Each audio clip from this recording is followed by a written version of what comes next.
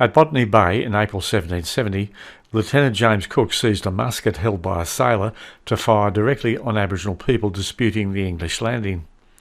From that moment, a straight line leads directly to Rio Tinto's blowing up of the 46,000-year-old humanitarian treasure of Juukan Gorge in the Pilbara in May 2020.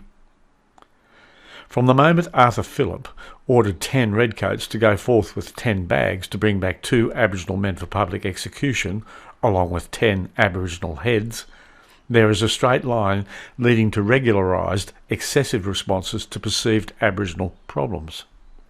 For more than 2 centuries, it has been common practice for Aboriginal children to be removed, that is stolen, for various forms of servitude, initially by settlers, then by squatters and later by established graziers, missionaries and state governments. Today it's persecution by police and justice systems that incarcerate Indigenous Australians at a grossly disproportionate rate. Little wonder some Indigenous communities suffer strife. Little wonder there's Indigenous anger. And so it goes, to the Coniston massacre of up to 200 Aboriginal men, women and children in 1928 in the Northern Territory, to the murders of 3 Aboriginal children from Barrowville in New South Wales in 1990 and 91, unsolved because of a fumbled police investigation. Funny how often that happens.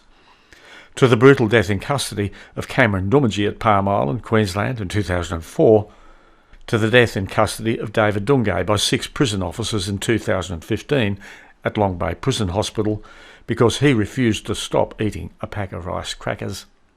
All these brutalities being but dots on a continuum now centuries long. Historian Grace Karskens has written that from the time the first farms were established in 1788, Phillip knew that farms meant dispossession and dispossession meant violence. He armed the convict farmers because he knew that otherwise they probably would not stand a chance out there, either through their own wrongdoing or because of Aboriginal anger, payback and resistance to the invasion of their lands. This extraordinary convict colony had at its heart, she wrote, the inhumanity of dispossession. Our courts threw out the fallacy of terra nullius in 1992 in Mabo versus Queensland.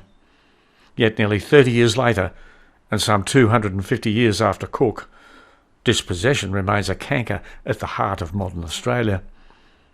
It's time we join the dots by making a fair and honest treaty with Indigenous Australians. That is the only way to properly address the inhumanity of their dispossession.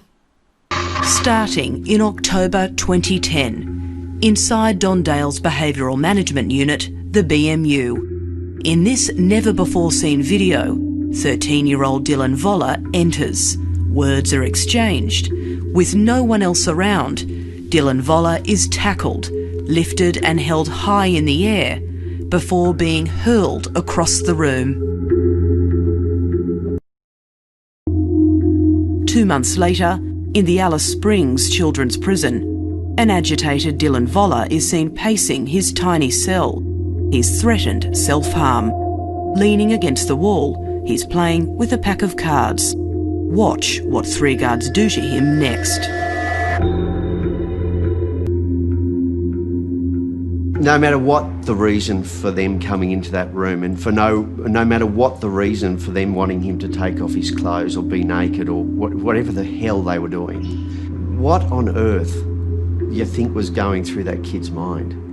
That kid at that time has his bare, naked buttocks exposed, and in a manner where he's been held down in such an intimidating and brutal fashion. Dylan Voller is making a phone call. When the guard motions for the boy to hand the phone over, he leans away. Watch how Dylan Voller is punished. Kneed, then knocked to the floor. 6 months later, Dylan Voller, now 14, is pacing another tiny cell. He's in isolation again. Crying into his singlet, 3 guards enter, throw him to the floor and forcefully strip him naked.